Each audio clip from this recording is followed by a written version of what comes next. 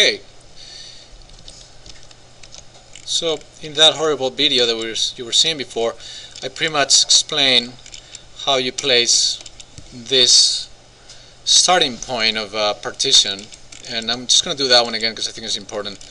By the way, not everybody starts the same way, so I'm going to say WA for partition. I'm going to choose the one-sided option. I'm going to do a -1 rectangle, -1 inches, and I'm going to do face exterior. And I'm going to snap to the top left and bottom right of the column. Now you see how as I draw the rectangle, it has the gypsum board in one side, so you spacebar and it shifts or flips. So I think it's good to know this step, because from that point it's a matter of expanding or continuing, meaning next partition for a corridor wall will be a 6 1/8 inch partition to ours, and I will start from the core, center line, select, and go down. It will automatically snap to it. Now, something I didn't mention last class, and you don't have to do it for the next assignment, but in our view of level of scale 1/8, we're going to tag all of the partitions. Tagging is the same as we did for structural framing, remember? Say tag all, and we're going to select wall tags at 1/2, and you say apply. Say OK, and all these guys come there. No? So wherever you have a partition, you're going to have these guys. For all of the tags, we're going to press on give me a leader line, so you know that this tag is talking about this wall. So you can always select all of the tags by filtering out and press here leader line, apply. So now if you move any of the tags, they all have a leader. Now if you see many of these guys around, it's because they're small partitions. So you can move it around, move that point, and start shifting. Now, how come they don't have a number? We want the 1, the 2, and again, you don't have to do this for next class, but let's go and select one of our partitions, like the 6 1/8 partition, and say edit type. We never talked about the options within the type here. There's one of them that says type mark. I can say 1, that would be the number that we have in our partition types. Say OK, and there you go.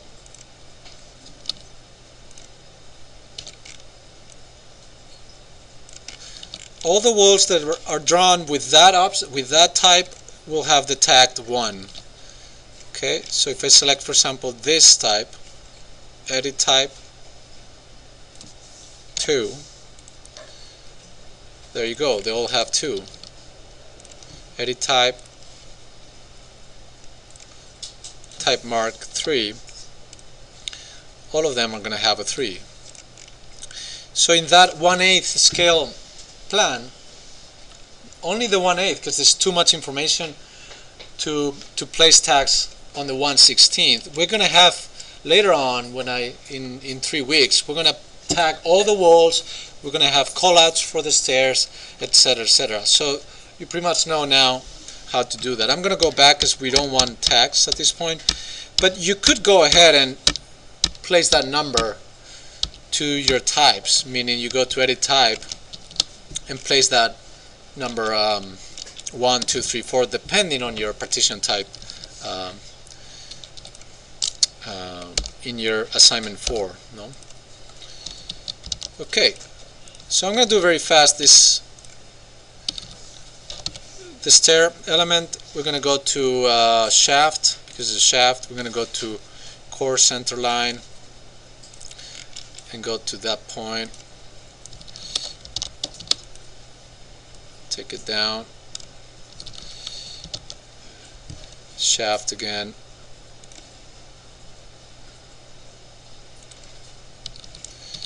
now align. For now I'm going to align him to that point,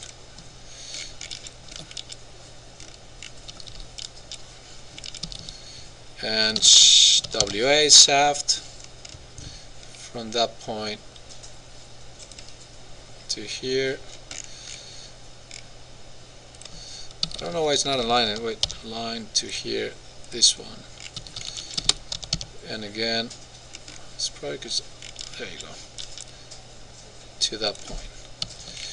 So as you can see, let me put this one, CO, copy here, trim, TR, and extend to here, that one. No? Okay, so obviously this doesn't fit exactly. I don't want this guy, so I'll delete that one. We have a shaft. You guys probably did it better. At this point, really doesn't matter that much. I'm gonna do the stair. I'm gonna do it from the level 5, and it's gonna go to level 6. For stairs, we're gonna start drawing a little bit. So I recommend line LI from the grid to the grid. So that's the only way we really know where the center is. You press the center, and we're gonna go 3 feet and 10 inches up from here, 3 spacebar 10, and a long line, and 3 spacebar 10 long line. As you can see, well, in my case I did the shaft by eye, so I'm sure it's not correct. Probably in your case either. So, but it's a good point to start drawing the lines of where my stair is going to go, and my stairs are going to use these lines more than the center ones, and you will see why in a second. So I'm going to press stair. I'm going to draw a straight line that comes as default, and there's a couple settings that I'm asking, but basically for now we're not going to do much. I'm going to just see how they're drawn. Okay, I'm going to make a width of 3 and 10, so I change here to 10. And I start here any place. I'm gonna wait for these numbers that come. I don't know if you see it in the bottom left of the stair. I'm gonna say 12. I'm gonna press once. I'm gonna step here to the line and another 12. Okay. If you had, I'm gonna Control C that. If I start before starting that, you need to make sure that your numbers for the side risers is 24, because the person that used your computer could have placed 180 steps to do your between floors. You want 24 because I know it works. So again, you step there for 12.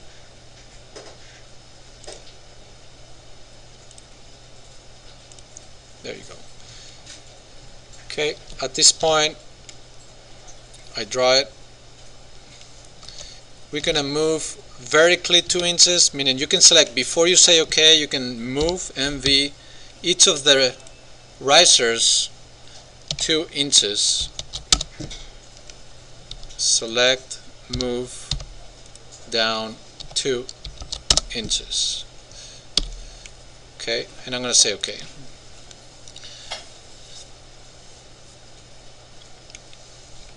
Okay, at this point I think we want to go to 3D. Let's save this and see what's going on here. I like also to do my section box.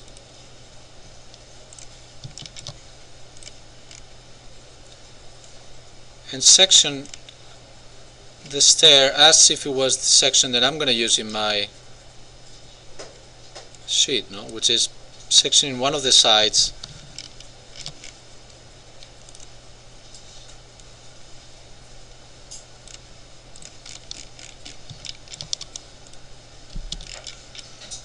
Okay, here's my stair. So we said that the stair was going to be monolithic, so I'm going to select it. I'm going to select monolithic stair. Monolithic means basically that it's made of concrete, as you can see, versus the other one is made of components like metal structure, etc. Now I also want to make my own, so I'm going to edit type, duplicate monolithic stair, Severino or 230, and say OK. And I say OK. When you have a stair, you can change many details within the stair. And to select the stair, I recommend that if you want to move the entire stair, that you always go to the floor plan. you select and move. For example, we need to move it from all the way to the right until we hit the facade interior face. Let's go to the 3D. Let me move this box a bit.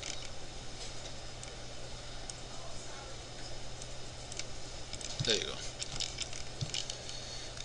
You can select, for example, if I select the stair, that's the same as moving the entire thing, but you can press tab and you can select the riser only. Okay, you see?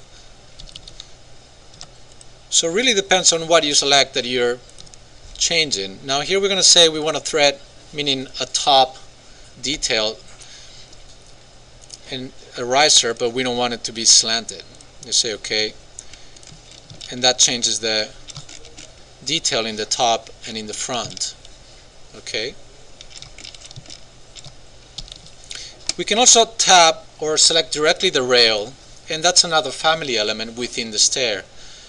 You can expand that after selecting rail and say, hey, I want any other type, and it changes the rail type.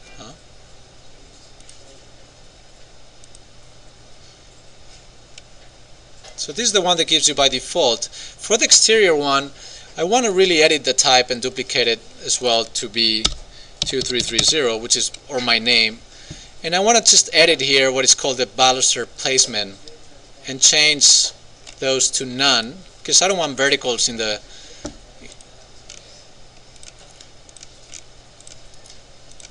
as balusters. So you say OK and OK, and you see how in the perimeter you have nothing there. And the interior I want to change to the one I like best. I don't know, for example, the pipe and guardrail. Now it gives you many errors, as in you cannot make the continuing loop, but anyway, it's quite good for what we need. Okay, so here's a couple things now. If we come down walking here, we're going to hit this, so obviously the shaft has to change. If we come out here, we're going to fall down, so we need to change the shaft. To change the shaft, I recommend going to the level 5. I'm going to save this. Here's the shaft. It turns blue. I'm going to edit sketch, and I'm going to start either deleting and drawing the line exactly, or using the align tool to be here, to be there, to be here, and this is going to be to the facade exactly. I'll say OK and see how that looks.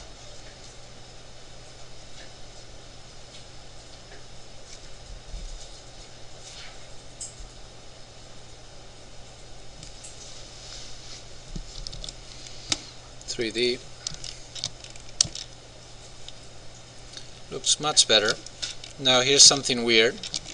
We probably want to offset to this side our shaft, but here,